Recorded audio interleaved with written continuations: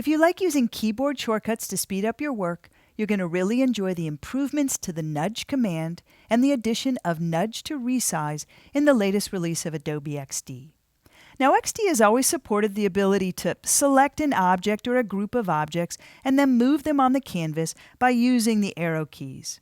So notice here in the Properties Inspector, as I move this object towards the right with the arrow key, it's moving at 1 pixel increments, so the X value is changing by 1 pixel. XD has also supported the ability to hold the Shift key with that same right arrow key held down to jump that movement by 10 pixel increments. I can also move in the down direction or the up direction, holding that Shift key and the up arrow, for example, to move in 10 pixel increments. In this latest release of XD, or XD23 or later, holding down the Command key or Alt on Windows and pressing the arrow key is going to now grow the overall size of the object by 1 pixel at a time. So I'll hold down the Command key, and I'm going to go ahead and hit that right arrow key again. Watch in the Properties Inspector how the width of the group of objects is now resizing by 1 pixel in size. If I hold the Shift key and the Command key on Mac, and then again hit that right arrow, it's going to grow the overall width of the group of objects to be larger, and it's going to respect whatever the responsive resize behavior is that I defined for that group. The resize behavior is going to originate from the upper left-hand corner of this group of objects.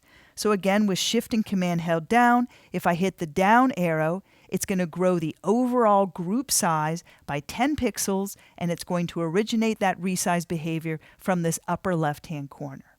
Now, both nudge and nudge to resize are pretty handy, but they're even more so with the new Align to Grid capability. I'm going to come here to my artboard and select it.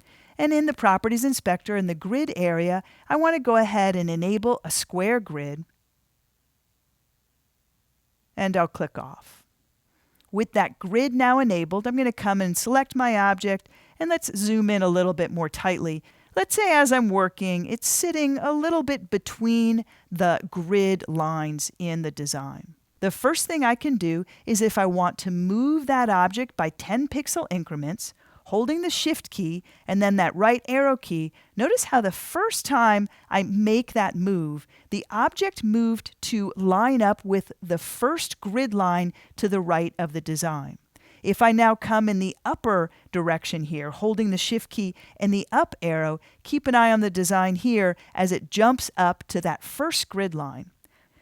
Going to the right again is going to continue to snap to that grid value. Once it's there, if I release all the keys and just use my arrow key again, I'm free to move it 1 pixel at a time to come off of that grid structure. And as you might expect, with the object still selected, holding Shift and Command on the Mac or Shift and Alt on Windows, and then resizing the group of objects, so hitting that right arrow, it's going to resize by snapping to the grid and support that responsive resize behavior.